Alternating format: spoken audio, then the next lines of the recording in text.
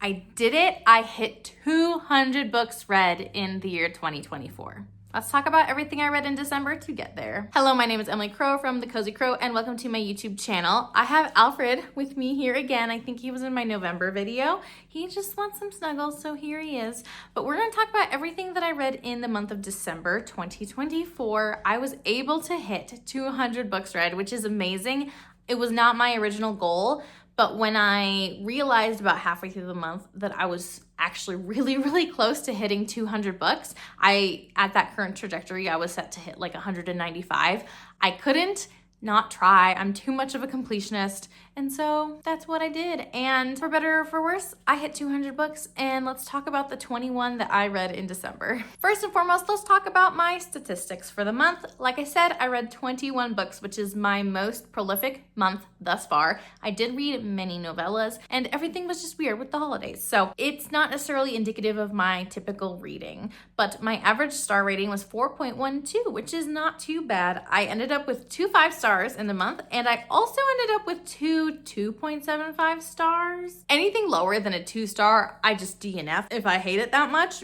A 2.75 is not too far off from there, so there were a couple books I really did not end up liking, but we'll talk about that. As far as the format that I consumed this media, I read 16 audiobooks, I read 3 ebooks, and I read 2 physical books. A little bit more ebooks than normal, though one of them was a novella, one of them was like a short story collection, so definitely quicker reads. But it's kind of interesting to see. I know that my reading habits are different than a lot of people's because I do a lot of audiobooks, especially with my driving to and from work, because I work about an hour away from where I live. Between all that, I get a lot more reading done on audiobook than in other methods. The shortest book that I completed in the month was Into the Riverlands by Nghi, and that was 100 pages long, again, like a novella type of length. And then the longest book I read in the month was A Court of War and Ruin, which is 720 pages. Though I did read quite a few longer books in the month. And so I feel like that balanced out the novellas that I read as well. When we look at my genres that I read this month, it is a little bit skewed. It's kind of weird. I just had a lot of random library holds pop up and I didn't have anything else I was planning to read. And so I read a weird mix of things that you wouldn't normally think of for the month of December. I read 12 fantasies, which checks out for me. I read a lot of fantasy. I only read 2 romances. They were both holiday romances. And then I read 2 sci-fi books, 1 nonfiction, 1 thriller, 1 mystery, and 2 horrors. So again, kind of weird, that little spread there, but that meant for the most part, my reading was more diverse than it typically is, since I wasn't mood reading really. I was just reading what came through on Libby. The oldest book that I read was published in 1900. Yes, you heard that right. And this was The Wizard of Oz by Frank Baum, a short little classic because of the movie Wicked that came out. And then when we look at the breakdown of when these books were published, I like to see how current my reading selection is. I read 5 books published in 2024, 3 published in 2023. I read 8 books published in the 2020s. I read 3 books published in the 2010s, 1 book published in the 1990s, and 1 book published in 1900s. That makes sense. 1900. Interesting little spread. Definitely reading a little bit more of the slightly older stuff from before I really got back into reading, but I could definitely be a little bit more diverse in publication date. I got 8 books off my physical TBR. There's a couple other books that I purchased after I read them up here. And then for my 24 books I hope to read in the year 2024, I read 3 of those in the month of December, which was pretty good. I wanted to average 2 a month throughout the year. 3 was even better for the month of December. I didn't quite finish that list, but I will talk about that in another video. Now that statistics are out of the way, let's hop into all the books that I read. I'll give you a little spiel about them and tell you what I rated them. The first book that I finished in December was One Dark Window by Rachel Gillig. This was on my TBR that I really wanted to get to for the whole year, and I'm so glad I did. This is a really great gothic fairy tale type of a story with a very unique magic system. There's a subtle romance. I think this is considered a romantasy, but the romance is definitely a smaller part of the plot. This is definitely more fantasy and more character development focused than romance focused, which is what I prefer rather than smut all over the place personally. Really enjoyed the story. I rated it a 4.75 star. It brought me so much joy. It was really perfect for this like cold, cozy time of year. I think this would also be a great fall read. I really loved the magic system. And even though it sounds kind of kitschy, like, oh, they get playing cards that have certain abilities, it's a lot more mature of a system than it sounds when you just like read the back cover.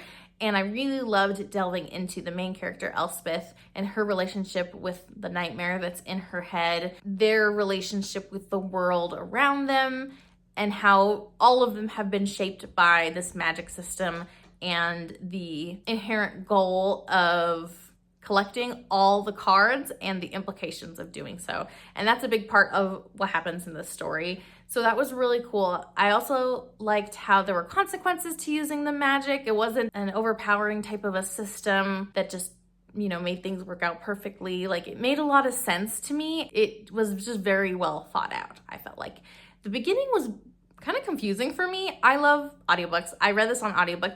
I had to reread to the first like 2 to 3 chapters like 2 or 3 times to really understand what was happening, just because you're kind of dropped into the past and you see Elspeth reacting to a situation and you jump back to the present, and I just had a hard time figuring out what was going on. And I don't know if that was just because it was an audiobook. I was just having a hard time. That's the only reason this did not get a 5 star, because otherwise I love the story. It just took a little bit to get into because I was kind of confused at the very beginning. The next book that I finished off of my physical TBR was A Court of Wings and Ruin by Sarah J. Maas.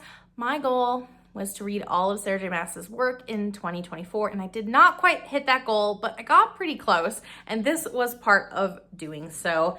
I don't like ACOTAR as much as Throne of Glass personally from reading them this year. This book was all right. This is like the big climax of fighting the King of Hybern. You see the drama from the second book really come to fruition, and you know, see everything play out. Definitely did not like this as much as the second book. It felt a little bit slow at the beginning, and even in the middle there were some slow parts. Like it definitely had some ups and downs as far as pacing went, and the end was really fast. Tons of stuff happening. I almost feel like the build up to this big conclusion was not as good as the build up to Throne of Glass. And even then, I think I've said that in Kingdom of Ash, the final battles were not as much as it was built up to be. It wasn't quite a perfect fit either for me, but this even more so I feel like lacked a lot of the crescendo into it, if that makes sense. I did rate this a 4 star. I thought it was decent. There's some good spicy scenes and good connections with characters.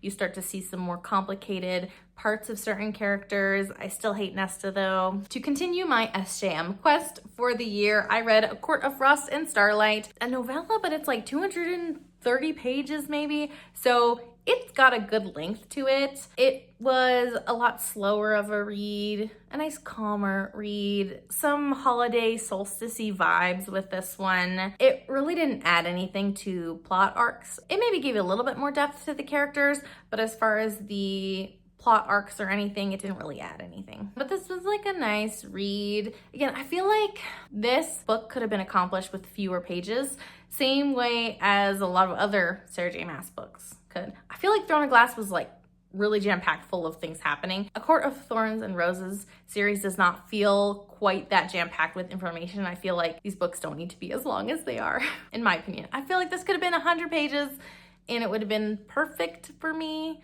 Maybe a little bit longer, but 220 was just like a little bit long and slow and gentle, meandering, not bad, 4 star. And then the first ebook that I finished was actually a thriller. I do not read a lot of thrillers, but this is First Lie Wins by Ashley Elston, and I rated this a 4.5 star. Like I said, I don't really read a lot of thrillers, but this one felt different than most of the thrillers I read. What I don't like about thrillers is that it's made of really crummy, unlikable people that crummy things happen to, and then more and more secrets come out, and you find out that the people you thought were good people are actually even worse and more horrible than the main character. I just don't like that.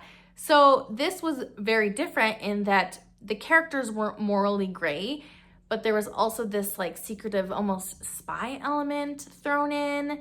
And as you are reading the book, you're learning more and more about what Evie Porter's actual goals are. There's a lot of questions of betrayal and trust. There's some, red herrings and you're not quite sure what's happening. It was a very quick read. I had a lot of fun. I think if you really like thrillers, this would not be a super favorite of yours, but for someone who's not a huge thriller reader, I really enjoyed this and how it was much more suspenseful than thrillery, if that makes sense. And so this is like what I am looking for in a story like this, but not necessarily what others reading thrillers might look for.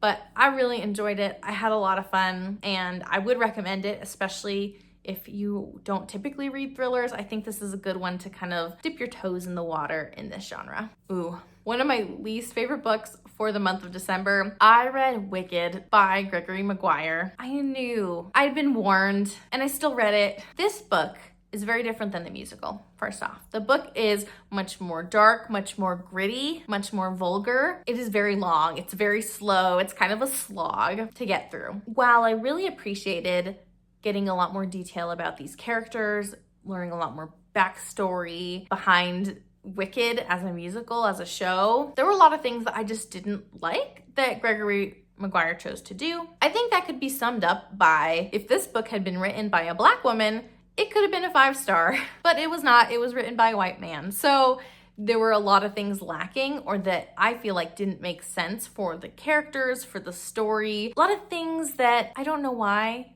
this author decided to do what they did in the book, but there were a lot of senselessly vulgar or senselessly sensational type of things happening that feel like they were done just for the sensation of it. Like I didn't really know why the author made those choices. It felt purposeless or, just to scandalize. Whereas on the other hand, there were themes and philosophies that were shared and discussed between characters that felt very heavy-handed as far as the discussion between good and evil and our inherent self, things like that. And some of the more subtle themes that I feel like were more pertinent to me and might have been more pertinent to a Black woman if they had written this book about Elphaba's situation in the society, how she was viewed, how she was treated, and how those things shaped her. Because that is still a prevalent part of this book, but I feel like the discussion and expansion of those themes was very limited, especially because this story is written from almost like an overhead perspective, watching Elphaba rather than being in her head or understanding her. So I felt kind of disconnected emotionally from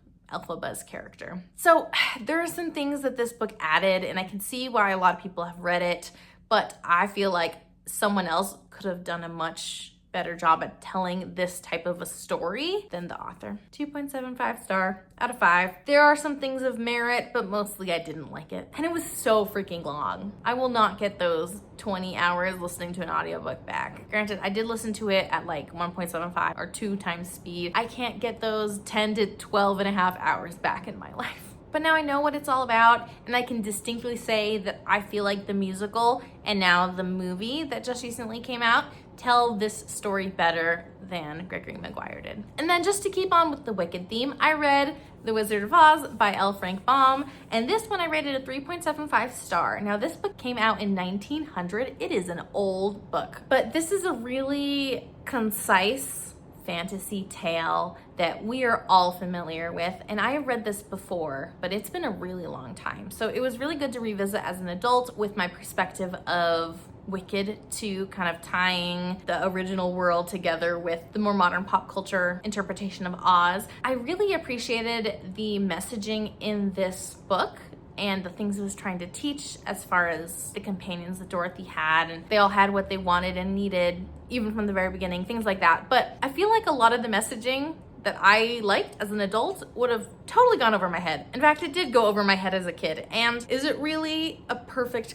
classic for children if those themes and messages are not captured by the children as they're reading? I don't know, I feel like it was missing a little something. I would have loved a lot more world building and description because it was such a fantastical world that was so different for Dorothy that these descriptions and this world building was so bland in comparison to what I visualize because of other pop culture references to Oz. I feel like there could have been a lot more. I don't necessarily think I'm going to continue on in the series because I know there's other books, but I don't know if I'm going to get anything from them, so I probably won't read them. Maybe if I have nothing else to read and I want something quick, I don't know. We are now leaving the land of Oz and going to Australia in Everyone This Christmas Has a Secret by Benjamin Stevenson. He is a comedian that has written some fair play mysteries that have been a really fun time, and I've really enjoyed it. I stumbled across this book. I did not know that this was coming out. This is the perfect holiday special novella length book that you don't have to read in any particular order, though maybe after the first two books would make the most sense, but definitely you should read the first book before you read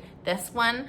But again, this is like a holiday special, so there's different rules applied to this mystery than the other mysteries. I like how there are 24 chapters, and each chapter has a clue leading up to the reveal of the murderer, which is really fun. So this could be like an Advent type of a read, which is so fun. And then there's a couple chapters after that where things kind of get wrapped up and the climax of the story and whatnot. I will say it was easy to accidentally see who the murderer was just by flipping to the back of the book and trying to figure out how many pages left I had. So that's my bad, but I did not see how all the clues fit together until I got to the big reveal. That was still really nice. There were definitely some red herrings or some things I didn't really capture, but I really liked how this book was structured. I rated it a 4.25 star.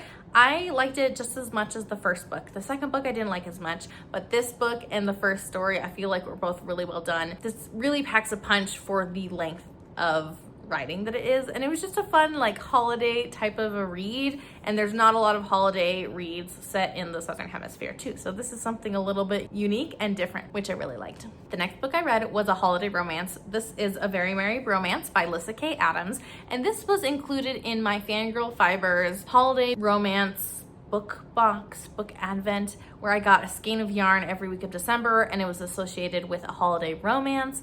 I did not order the books to go with it, but I was able to get them from my library, and so I read a couple this month. This book, I've never read any of the Bromance Book Club's books before, but this makes me want to, because while I did not really understand the main female character and the challenges that she placed in her own path and the miscommunication and decisions that she made, I really liked this author's writing style. There was a really nice found family, and it would be nice to get to know the other characters. This book involves Gretchen and Colton, and Gretchen is trying to make it as a lawyer, helping immigrant families, I think, and Colton is a country singer, and Gretchen comes from a family that owns a whiskey business, I think. Her parents want her to enlist Colton to do some advertising for them, to kind of be their spokesperson. And so she feels obligated. She tries reaching out to him. They've had a fling in the past, so there's some messy things going on, but Colton still really likes her, and she really likes him, but there are reasons why she doesn't think it'll work out. So that's kind of how the story goes. And again, I really like the writing style. I like the found family.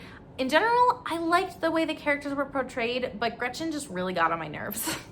The more the story went on, the more annoyed I was with her and her choices. She did a lot of self-sabotaging, which bothers me because I don't see the point of doing that. But for other people who might connect with Gretchen and Gretchen's thought processes more, I feel like you would really like this book. And you don't have to read these books in order. They're interconnected standalones. So even though this is number 5 in the series, it didn't feel like I was missing too much information, but I feel like I would appreciate exploring these other relationships that their friends have in the other books too. The next book I read was also on my 24 in 2024 TBR, and this was What the River Knows by Isabel Ibañez. So beautiful, like I love this cover. This is a YA historical fantasy set in 1920s. I can't remember.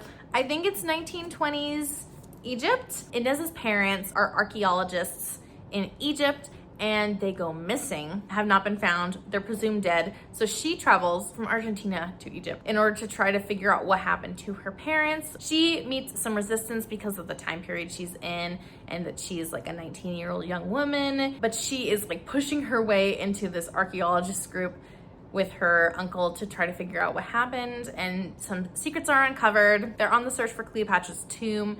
So it was really interesting, fascinating. I love this setting, and I genuinely really liked getting to know these characters. There was a little bit of a more secretive tone to this book, which I liked. It kind of bothered me that the first like 25% of this book was very, very slow and predictable and repetitive, because Inez kept coming up to the same obstacles with her personal mission she wanted to accomplish. She kept saying the same thing, and then her uncle kept saying the same thing back to her, and then she kept diverting and going against his will to try to insert herself where she wanted to be. And it just felt very, can we just move on? Can we move on to the actual archaeology dig? Can we like go somewhere else? The beginning felt repetitive because of that, but I really liked the second half of this story and how things played out. The ending of this book was wild. Like the last page blew my mind, and I'm so excited to read the next book. I think I have it from the library, or my hold is about to come through, so I'm very excited to get to this. It's a duology, it's a YA, so the romance is more YA or new adult flavored, which is still really nice. I enjoyed that. There's some betrayal in here. I really like the historical setting. There's also some magic, though I didn't really like how the magic didn't make any sense at all. It was like a tie that could make boiling water, or a sandal that could light like a candle. Weird things like that that just really didn't make sense and felt like they were just thrown into the plot to add some fantasy and to, you know, create some easy outs or easy items for the characters. I don't know. I didn't really like the fantasy aspect of this book, but it was pretty minor and subtle, all things considered. I'm wondering how it'll look in the next book, but I would recommend. This was a really fun read, and I'm excited to read the second book. Did I say I rated this a 4.25 star? The other holiday romance that I read based off of Fangirl Fiber's advent calendar that I got this year was All I Want for Christmas by Maggie Knox. Ooh, and this book was my other least favorite of the month. I rated it a 2.75 star. I would read more from this author if there was less miscommunication, because the miscommunication in this book is so frustrating, so consistent, in such a way that I am not convinced that these characters are gonna stay together in the long term, because they just constantly butted heads, but not even because they see the world differently or something more meaningful. It was just they failed to share basic information with one another. And so it was really surprising how much they fell in love and how much they trusted each other without sharing things like someone passing away, or, you know, some health struggles that showed up, or it just felt really silly, honestly. And it kept happening. And I was like 50 or 60% of the way into the book before I realized that this miscommunication was not going to stop for the entire book. And it was just frustrating. If I wasn't more than halfway through this book, I probably would have DNF'd, to be honest. But I did like the writing style, but I hated the miscommunication. And it was just so heavy-handed and so frustrating for me to read that I just couldn't be convinced of these characters and how they felt for one another. Let me back up to talk about what this story is actually about. So there's these two singer-songwriters who are on a singing reality TV show, and they get paired up to do a duet. The guy is the son of someone famous. The girl is trying to make it big in the world. They are paired up for a duet, and chemistry is amazing. Now the network wants them to stay together on and off the stage. And so they're trying to like work together that way, but then there are, you know, future commitments and obligations and public appearances and things like that that kind of muddy the waters with their feelings. I liked a bit of it, but the miscommunication was so frustrating that this could never be a favorite of mine. The ratings, at least on Storygraph, show that a lot of people were very frustrated by this miscommunication. So do that what you will. We'll see if I enjoy a different book by this author or not. Then a random library hold that came through for me. This is Such Sharp Teeth by Rachel Harrison. And I've read one of her books before. I read Cackle by her, which is like a low fantasy witch finding herself type of a story, and I really like that book. So I was excited to read more by this author. This is a horror novel about someone who gets bitten and finds themselves turning into a werewolf and then navigating their life as they come to terms with that realization, and they try to see where their future is headed within this realm of being a werewolf now, potential romantic interest, and how they may take this werewolf transformation, her trying to figure out how she's navigating all of this. So it was a very different horror tale than I thought it would be. There's definitely some horror elements, and there's a couple more gritty action scenes, but for the most part, this is just like trying to figure out like this new body, this new self, and their new identity, and what that looks like for their present and future. And there were a lot of parallels with her sister, who was pregnant at the time. So that was kind of interesting. It definitely felt more slice of lifey, and I rated this a 3.75 star. It if they say it's gonna be horror, I need more horror in it. But this was more cutesy, easy breezy, yeah, slice of life werewolf transformation story. So kind of not what I expected, but it was a good read. And these next two books are novellas that blew my mind, totally changed my trajectory for the month of December, and included one of my favorites of the year. Let's talk about Beth Revis's new sci-fi novellas. Both of these books came out in 2024. This one, How to Steal a Galaxy, I saw advertised and apparently just came out in December. But this is what caught my eye. And so I started listening to this book on audio, and then I realized about 20% of the way into my read that this was actually part of a series. So I put this book down and turned to Full Speed to a Crash Landing, which is the first of a trilogy of plucky sci-fi, almost like spy or rebellion style stories. They're very interesting, and they were just such a fun, cozy sci-fi read. The main character is Ada Lamar, and she has been hired to do something, and you get inklings that she's not everything that she seems. There's a little bit of mistrust, but she is found outside of a crash site that's been secretive, where she claims she is a scavenger, and this big ship picks her up, and she convinces them to let her help scavenge, try to find some important things that they're looking for. I really love this main character. She is so funny, and like I said, she's plucky. She's a realist, but she's also just hilarious to listen to her inner monologue. As the story goes on, you learn some things that are true, and you learn some inklings that there are other things hiding behind this character. And at the very end, you learn more about what's actually going on, which is so satisfying. It feels very Ocean 11-y, which was really fun. And like I said, this is a novella. It's really short. I rated this a 5-star. I loved this book, honestly, like so much. So much so that when I started the second book in the series, I immediately put that down, binged this, and then I picked this book up.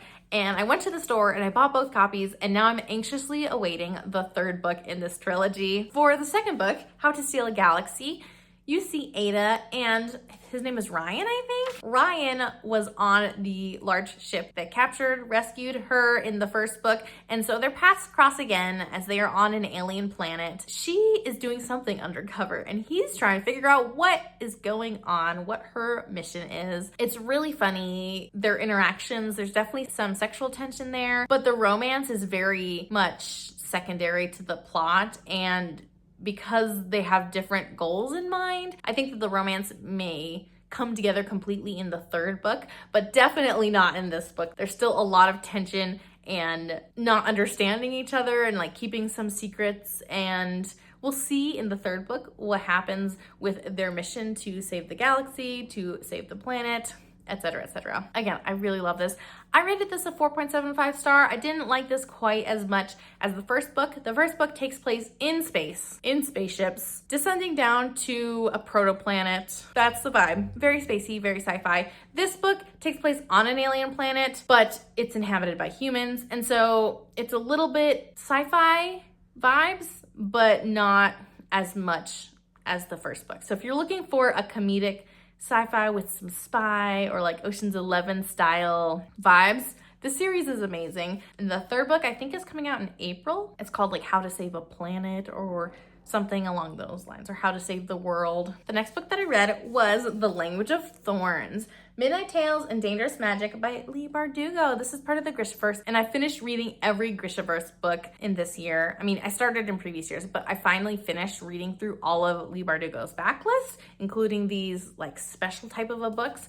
And I like this more than The Lives of Saints, actually. This includes some short stories. There's some beautiful artwork in here along the edges of the pages, and as you continue in the story, the artwork grows and expands and like has more details, which is really fun. There's like 6 short stories in here, I think. This was really nice to read as an ebook. I got it from my library and was able to read it before bed, occasionally read a full short story, but usually just read, you know, some pages of it. I really liked the dark gothic fairy tale, very dark fairy tale vibes with like death and gore and not all happy endings and things like that, which I really liked. There's definitely a lot of themes or elements to these stories that are familiar to like a Grimm's fairy tale. So if you like that type of story, I think you would like these dark fairy tale gothic retellings because they are distinctly different than Grimm's fairy tales, but there's a lot of commonalities that you can draw between those types of stories. The second 5-star I read this month was Two Twisted Crowns by Rachel Gillig. I told you I really love the first book, and I also really love this book. Because of the ending of One Dark Window, I really didn't know where this book was gonna go. Like, it felt like a huge portion of the story was now cut off from the reader, if that makes sense. But I really loved how you still got a lot of Elspeth's viewpoints. You got a lot of the Nightmare's viewpoints. You still saw Raven and things that he was experiencing and going through, but the story definitely shifted and points more towards Elm and Ione. So you get their relationship as how it's changing and growing. I really love that, actually. Those were characters that I liked. I don't know, like I didn't really have a lot of opinions about, but I really loved getting to know their characters a lot more and getting to see their relationship grow while also getting significant information about Elspeth and Raven and the Nightmare and feeling that overarching plot move forward. I feel like the balance of this book is really, really good. And it was a story I did not expect, which also was really great because I just didn't know what I was gonna come into. And I feel like it's really rare that I like a sequel more than the first book. And it seems like on Storygraph, a lot of reviewers feel the same way, that they like this book just as much, if not more, than the first book. Definitely recommend. I went on a massive novella binge to try to get all my reading done before December 31st. I read all of the Singing Hills cycle by Nghi, and I had read The Empress of Salt and Fortune previously, but I didn't really remember a lot about it. I remembered I liked it in general, but didn't have strong feelings about it. So I figured I would reread that, and then I continued reading the rest of this little novella series. All of these books are about a cleric in this fantasy world that travels around and collects stories because there's a lot of value to stories and learning about things, but also different people have different stories to tell about similar events. And so adding more perspectives like that. So that's a really interesting idea that this author is exploring. These books are so well written. Beautiful writing. They have really subtle and intricate themes and concepts woven in. Each book feels very unique in the purpose it's trying to accomplish. And even though these main characters are familiar because, you know, you're seeing them throughout all these stories, you're getting something different from each one of these novellas. They are all standalones, so you can read them in whatever order you want. There's a lot of things to really love about this series. Overall, I was missing the secret sauce. I don't know what it is. And I reread The Empress of Salt and Fortune on ebook so I could go slower, kind of get into it. And even then, I liked the twist. I enjoyed the book. There's lots of merit to it, but it was just good. Like, I feel like I was missing some of the more like emotional attachment or the philosophical attachment to this story. And I guess I could say the same for like the Psalm of the Wild Build. I felt kind of similarly that I'm like, I could see how people could love this and rate it a 5-star, but I just didn't connect with it in that way.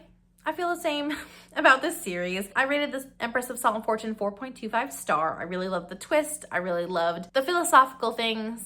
I feel like I learned some things. I took note of some of the subtle themes that were being laid down, but I do feel like I missed the secret sauce. In the Empress of Salt and Fortune, our cleric Chi is stopping at a place where the Empress spent some time in exile before she returned and like took control back of the kingdom. There is a stewardess there who used to be the maid or the companion for this Empress. And so you're learning the Empress's story and this maid or this helper's story as well. I next read When the Tiger Came Down the Mountain, which is number 2. She's traveling with some people and they are stopped by some tigers that can turn into humans and turn back to tigers. And basically the tigers want to eat them, but she is trying to tell a story about a human and a tiger who fell in love to kind of bide their time, distract the tigers until help can arrive. And so this is a really interesting story talking about the difference in truth from different sources and the purposes of telling histories and the goals of certain people in telling histories a certain way. So that was an interesting concept. I rated this a 4.25 star. The next book I read was the third one in the series, Into the Riverlands. And this one I rated a 3.75 star. This one I remembered the least out of all of them. And I definitely had to re-listen to parts of it. But when I read the synopsis, I was like, oh yeah, that all sounds familiar. But again, I was just missing the secret sauce. I don't know if I have to reread it slower on the ebook or something. There's some action scenes in here. There's like the White Hand, like a gang or like a deviant group that is attacking some people. And so they're trying to stay safe and then they end up fighting this group. The next one I read was actually book number 5. And this one was The Brides of High Hill. And this one has more horror elements as there's some more mystical things going on. There's a sense of unease as she travels with a bride to this lord's house, and secrets start to come out about what happened to the previous brides of this lord. And there's even some like horror elements. There's some weird stuff happening. So definitely gets almost like cosmic horror-y, definitely like a fantastical horror. So that was a very interesting take. I rated this a 4.25 star. I think I am most likely to reread this one because I totally was very focused the first half of this book. And then, I don't know, I like missed something in the second half of this book. And so the introduction of the horror, I just feel like some things went over my head. And I tried really hard on this one to really get what was happening. So I think this writing style is just a little bit too poetic for me and like how my brain is functioning at this time, especially on audiobook. These things are a little bit out of order, but I'm gonna go with what makes the most sense in explaining to you. I read number 4 in this series, which is Mammoths at the Gates. And she returns to the Singing Hills Abbey or location for the clerics and finds that a mentor of hers has passed away. And so they are grieving this loss and trying to come to terms with it and remembering the things that they learned, while also seeing this cleric's posterity trying to lay claim to like his burial. And so there's some tension there as they're trying to figure out how to reconcile these two paths of this cleric and make everyone happy. So definitely more grief focused. I rated this a 4 star. I liked it, missing the secret sauce. So let me know if there's anything that helped you get the secret sauce out of these books, because I can tell they are very beautifully written, have a lot of really subtle things, and maybe it's just too subtle for me and how my brain is functioning at this time. And then the last book that I read this year, I've been reading this the whole year, and this is Daily Joy by Russell M. Nelson. This is a daily devotional. It came out in 2020, but I only saw it maybe at the very end of 2023. I thought this would be a really great thing to read some inspired words from a leader of my church that connect with different scriptures and to just have like little thoughts. And they're like pretty small, right? Just a couple paragraphs, 1 page for every day. And I definitely got behind on this, but I was pretty well keeping up with it. And then in December, I realized I could still make it through if I read 4 a day. And so that's what I did. I really pushed through to finish this. I've got a lot of really significant things for me that are like highlighted. I don't know how well you can see that orange. This was really fun to go through and to have this type of a book. I just think that I'm not good about doing a daily devotional, but if you want some inspiring words and some more spiritual words, I would recommend this book.